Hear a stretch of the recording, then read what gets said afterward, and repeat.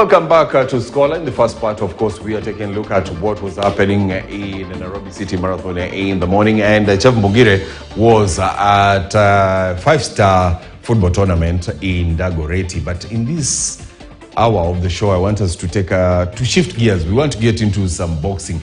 And there has been a lot of uncertainty regarding whether boxing will be at the Olympics in 2024. And in studio, I am with Duncan Sugar Ray Kuria.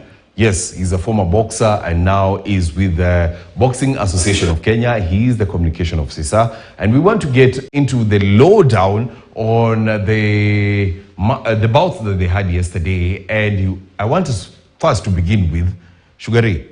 Welcome, first of all. Thank you very much.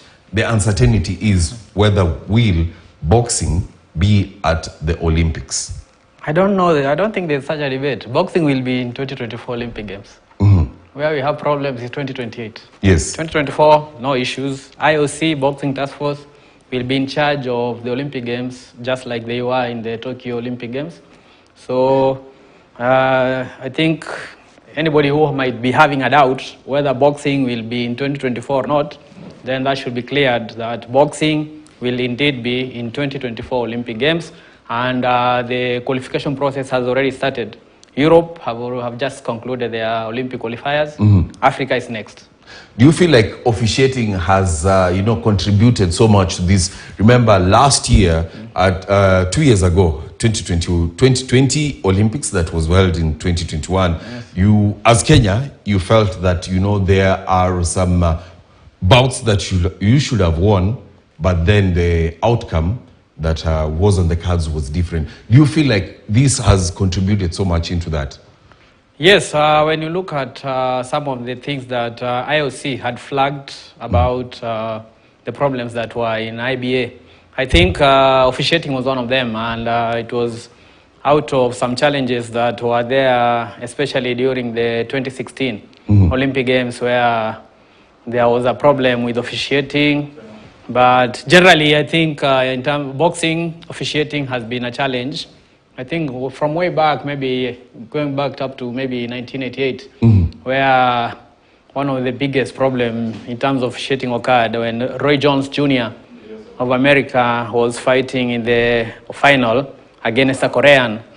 And allegedly, Roy Jones had landed more than 39 blows against 5. And the Korean who had landed 5 blows won. So it became a scandal.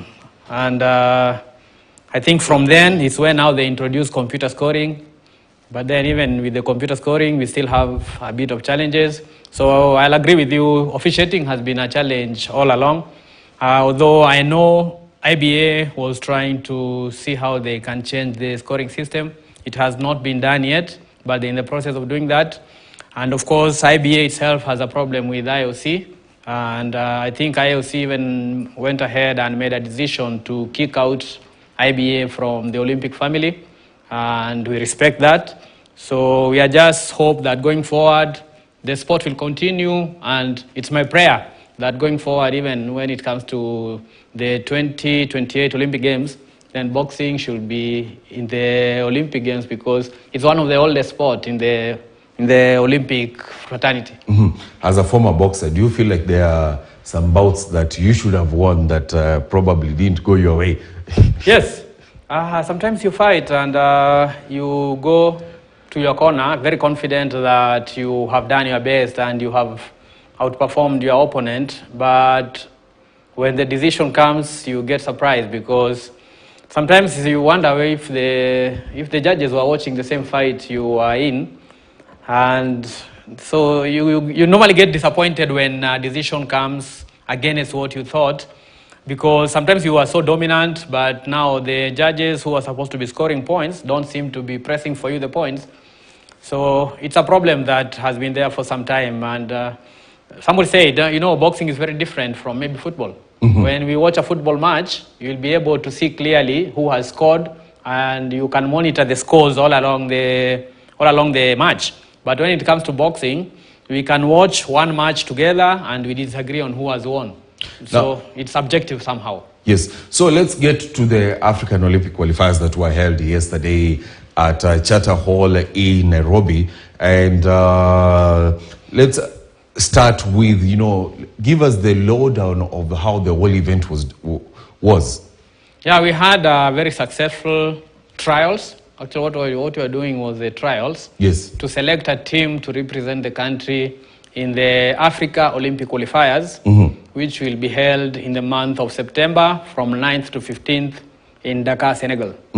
So we announced that we are going to have a 3 days trials, and we welcome boxers who are qualified from the intermediate stage and those who compete in the National League, the elites. And a total of about 105 boxers showed up. And it was very hectic because I think first day we had a challenge in getting the venue. I think the Nairobi County had a function in where we had identified as our venue. Yes. So we got the venue a bit late. And that caused us a congestion in the fixtures because in the first day we had about 28 bouts. And in the second day we did 68 bouts, which was very high. Yeah, that's... And we were not able to conclude our semi-finals on the second day. So we had to push the semi-final to the third day in the morning at 9. So before the finals again on the same day. Yes, about six semi-final bouts were done on the third day in the morning. And then later in the afternoon at about 3, we were able to conduct our finals. In total, we had the final bouts were about 12, with 4 special contest bouts for juniors. So in total, we had about 16 bouts yesterday. But it was very competitive. The boxers who showed up were very good. They performed very well. We saw a lot of improvement. There were a bit of upsets. Yes. And we are hoping that those who have succeeded in getting slots, maybe to go and represent the country, are going to do the country proud and ensure that they represent the country very effectively and get the tickets for the Olympic Games. And those tickets, I can assure you, it will be the toughest qualifier when you go to Dakar, because for men, it's only the gold medalist alone that will qualify for the Paris 2024 Olympic Games. And for women, at least it's 2, the finalists, apart from middleweight, where it's only 1 ticket. So I know it is going to be very competitive because everybody in Africa is preparing to go and compete for that 1 ticket that is available in Dakar. Yeah. Now, Shugare, I want to put you on the spot. Yes. The question is, when you take a look at these boxes that, normally win the national qualifiers, the question is, the faces are normally the same. Yes. And then when they go out there, the result is not what Kenyans expect. Yeah. Why is it so? Because I can see from the winners, I want to pick the women's side first. Yes. We have Christine Ongare. She's very phenomenal. Yes. Yes, and I believe she's one of the boxers that is pushing, Kenyans' weight, very, very high when it comes, boxing in Africa and representing Kenya. And then you have Elizabeth and Diego. But why is it that many women don't want to take up, boxing? I remember from way back, and I think you were in this studio with you. Yes. And I was telling you, the number of female boxers is very limited in the country. And I remember I was urging women to come out in large numbers and get into the sport of boxing, because it's very much easy for you to be able to take boxing, and within 1 year, you are going to represent the country in the Olympic Games. And the reason I was saying that is because the numbers are very few. Yes. For instance, during our trials, only 14 women showed up. And out of 14, we had 7 slots. And in one of the weight category, which is lightweight, we didn't have anybody. So we wouldn't take anybody. Yes. So I think we have a challenge there, in the sense that the numbers that we have is very small. And sometimes it's not very useful, because now you see for somebody like Elizabeth and Diego has been fighting alone. Yes. In her weight category, and she even went up to heavyweight category. Yes. I remember she's the Africa silver medalist in heavyweight category. But unfortunately now, with the scenario that we have with the Olympics, first, maybe I can explain. There's a difference between Olympic weights and IBA weights. Yes. Probably that is where we don't get it. Yes. Yes. And hey, maybe it creates a problem. Yes. And it cuts across even to the men. Because for Olympic weights, for women, we have 6 weight categories. Mm-hmm. In the IBA, we have 12 weight categories. Mm-hmm. So it means, for now that you are doing the Olympic qualifiers, we only did competition for those Olympic weights, which are 7. So people had to move from their normal weight categories. For Elizabeth, she's coming from heavyweight to middleweight. Mm-hmm. So she's coming down. So she has to drop yes, down. She has to, and you are shedding weight. Yes. It's not so just... you have to shed weight, yes. Then when it comes to the normal... You will go up. So you have to, again, to gain weight. It's very interesting because it's something that she did when she went for Africa Championship last year in Mozambique, where she was going to compete in middleweight. No, light heavyweight, and there were no competitors, so she had to gain 5 kilograms. So how do you gain 5 kilograms in 1 week? You drink a lot of water. and you sure you do also not training, because if you train, you'll shed. Yes. So that's what she had to do to gain those weight. But now she has to come down. And for her weight category specifically, it's going to be very competitive, because the lady that she competed with for the gold medal in the Africa Championship, called Madi Khadija, is the current heavyweight world champion. Yes. And Madi Khadija, being the current world champion in heavyweight, she's also coming down to middleweight to compete for the single slot that is provided for Africa in the Olympic qualifiers. Mm-hmm. So even for Elizabeth Andiego, she knows that her work is cut out, because Khadija is a quality opponent. Actually, she stopped Andiego during the Africa Championship. Mm-hmm. So it's not going to be easy. And that's why I was saying competing for those tickets, it's going to be very tough. For Christine Ongare, she's very experienced. Yes, the two of them are Olympians. Yes. So it means they are so much experience. And when here locally, they don't get a lot of challenge.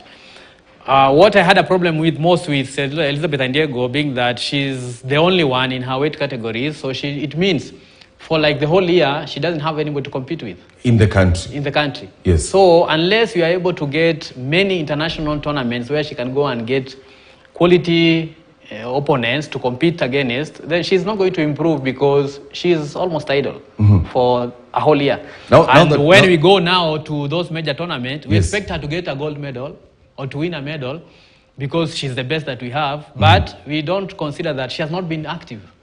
Now that you mentioned,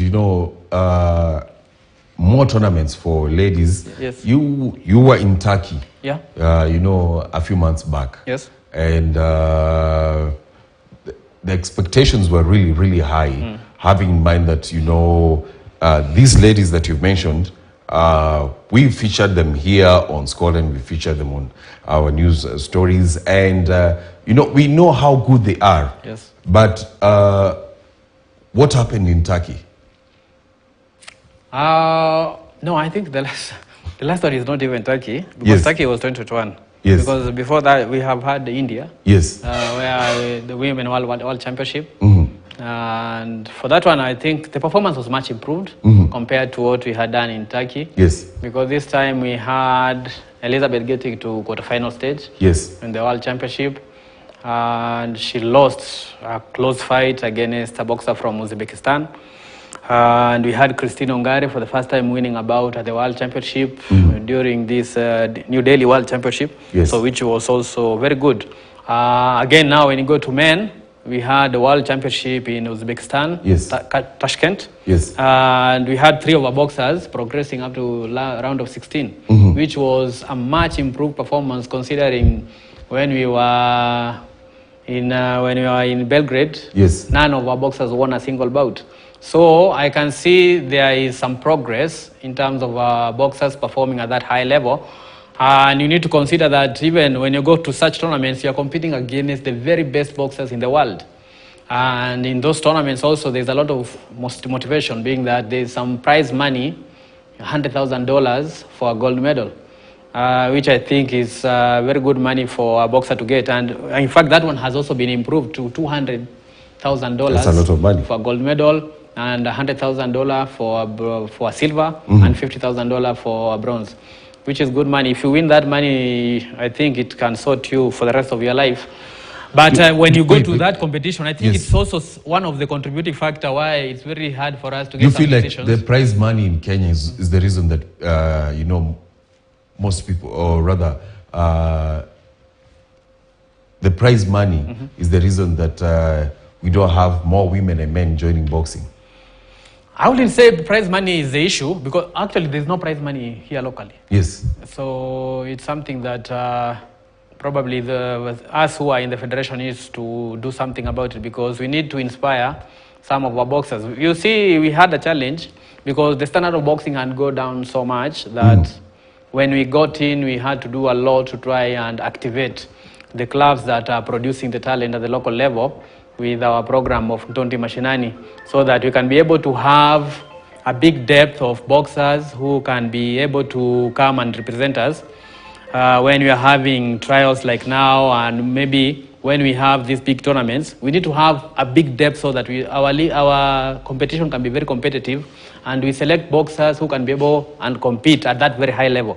Then we also need a lot of support in terms of getting a lot of tournaments to be able to gauge ourselves from every time, because some of the local tournaments that we used to have, or maybe not local, regional. Yes. We used to have Eastern Central, we used to have our Bruno Urafiki with Uganda, which are no longer there.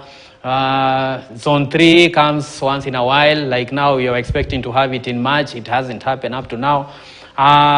Those are some of the challenges that we encounter, also even as a national team. And I would like to appreciate this time round, there is one of our supporters called Mr. Ibrahim Mohammed, who has seen that we have a challenge with our training, and she has offered the national team an opportunity to go and train at Village Market VMX boxing gym from Monday, Wednesday, and Fridays, so that we can be able to do some strength and conditioning, so that when you go to compete at that level, we have done proper gym work. And I think that is one of the supporter and one of the way I think people need to come up and give us the support that we need. Also, I'd like to appreciate Mr. Hussein Mohammed of Supreme Sport. Yesterday, he was our guest of honor, and he's willing to partner with us to see that we are able to provide a conducive environment for our team, so that... Supreme or Extreme? Extreme Sport. Extreme Sport. Extreme Sport. Yeah. You know, you're the one who was sponsor for Super 8 in football. No, the problem with you know much football than boxing. So Hussein of Supreme Sport, Extreme Sport is coming to boxing. Boxing, yeah. And he wants to work with us so that we are able to see how we can improve our boxing standard, and so that when we go out there, we are able to compete with the best in the world.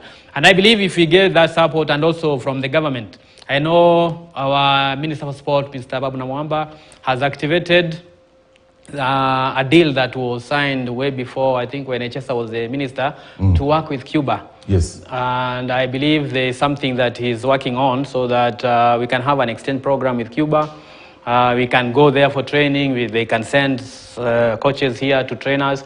And I think that is a very good thing that needs to be done, to see that we are able to revive this sport and make it as competitive as it should be, because we used to be one of the top boxing nations in the world. Yes. And we are competing against the likes of Russia, USA, Cuba, and then Kenya is being mentioned in the same sentence. I think that is where we aspire to be, and I believe it's possible for us to go back there, but there's a lot of work that needs to be done for us to be able to get to that level, because the other countries have moved a long way to where they are now. Where have we stagnated? I was when we were in Uzbekistan. Yes. I was able to speak to one of the top coaches, the Brazilian coach. Yes. He's one of my friends, and he's called Matheus Alves. And he told me that what is making us not compete at that high level is how we have structured our system here. For them, they have a national team, a permanent national team, which is always in camp. They are always in camp, 24/7. Yes. He's telling me that in a year, the least number of fights for a boxer in that camp is 20 international fights. And Makiu, this is amateur boxing. Yes. It's not professional boxing. Yes, and they don't have a local league like us here. Them, they're just there in camp. They monitor the international calendars. They mainly compete in Europe. And so if somebody is fighting 20 international fights, us here, if you do 3, you have done a lot. And we expect to go and compete against somebody who is doing 20 tournaments in a day, in a year, and expect to beat them. So it's a bit of a challenge. And he's telling me that is happening with Russia, Uzbekistan, Kazakhstan, Cuba and US. The countries that produce the best. Yeah, those are now the top countries in terms of boxing in the world at the moment. And that's how things have changed. And now you're telling me like a country like Uzbekistan, it has a national team of about 20, they have put together 60 boxers in camp throughout the year. And so they just look for tournaments to send them every other time. So you find in terms of experience that those boxers have throughout the year will be so much so that when they're coming to a single tournament, like now they were hosting the World Championship, they were able to win 5 gold medals and win the overall title. That's almost half. Yes. Yes. And at that time, you look at Africa, maybe we have not won any medal as a continent. Yes. And one country is winning 5 gold medals. So you can see people have invested a lot in terms of putting those teams together, facilitating them throughout the year so that they are able to achieve the success that they are getting. But for us here, you see the situation is very different here because us maybe for when we go maybe for Africa Zone 3, and if you're lucky, we have the Continental Championship, then we call it for a day. Mainly, you see the main events that we focus on is the ones which are majorly sponsored by the government, All African Games, Commonwealth, and Olympics. So in between, we're almost idle. Yes. So I don't think that is very productive for us at the moment. And I think it's a high time that we also try to change our system so that we cope with what the top boxing nations in the world are doing to be able to compete at their level. So, David Karanja, Samuel Njau, Ethan Maina, Boniface Mugunde, Robert Okaka, Peter Buti, Frederick Ramogi, and on the women's side, we have Christine Ungari, Amina Martha, Angelo Tiedo, Frieza Onyango, and Elizabeth and Diego. Do you feel like all these, can actually qualify for the Olympics? And then we have this conversation. Of course, I'll invite you back here. We have the conversation of, from all these boxers, who's going to win us an Olympic medal? Because I know they are good boxers. Yes. Yes. That's a tough question. Because you can imagine the entire Africa, in terms of boxing, we have about 50 national federations in Africa. And all of them are preparing to go for the Olympic qualifiers, which will be in Dakar. And before that, we have Africa Championship, which has been postponed 2 times. So I hope the next one, which is supposed to be done, they won't postpone again, so that we use the Africa Championship as a build-up to the Olympic qualifiers. But these countries are all preparing their teams to go to Dakar to compete for 1 ticket. Yes. So you can see even for our boxers, we have done our bit, we have selected our boxers, but I don't think I can stand here and tell you good thing you select the boxers on merit. Yes, we have. Yeah, we did it. Yes, it's on merit. Everybody could see what we did. And I think that before that has been a problem. How have you selected these people? Yes. So this time we did a competition. We announced what we were doing, and all the relevant agencies in the country are aware of what we are doing. But I wanted to tell you that my understanding is that it's going to be very competitive.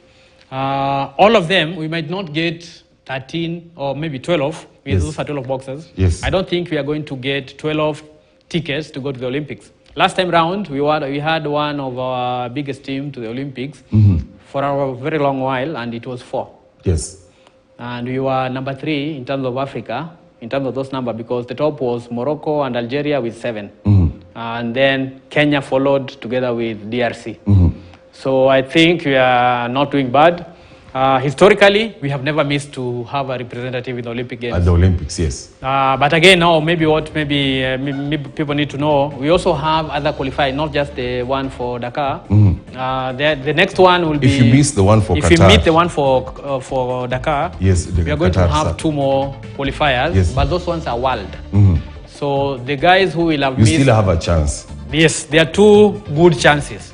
Because for the other two, I think they sound better, but again, still very competitive because it's world. Yeah, it's so the if world. you meet for the Africa, It's like the repurchase. although yes, Yes. we have two repurchases. So the ones who miss to get tickets in Dakar will have to go to the World Qualifier 1. And World Qualifier 1, we have 4 slots, which is gold, silver, and 2 bronze medals for World Qualifier 2. And for World Qualifier, no, that's World Qualifier 1. World Qualifier 2, we have 4 to 5, because there are also numbers that are being checked. We are going to have gender parity for these Olympic Games, which is 124, 124. Men and women, 50% gender parity. I have a problem with that in the sense that they are reducing the number of men to increase the number of women. So, but I'm hoping by the time we conclude the qualifying process, Kenya will have a good number of boxers who will have qualified. I don't foresee a situation where we will fail to get a qualifier for the Olympic Games. Yes.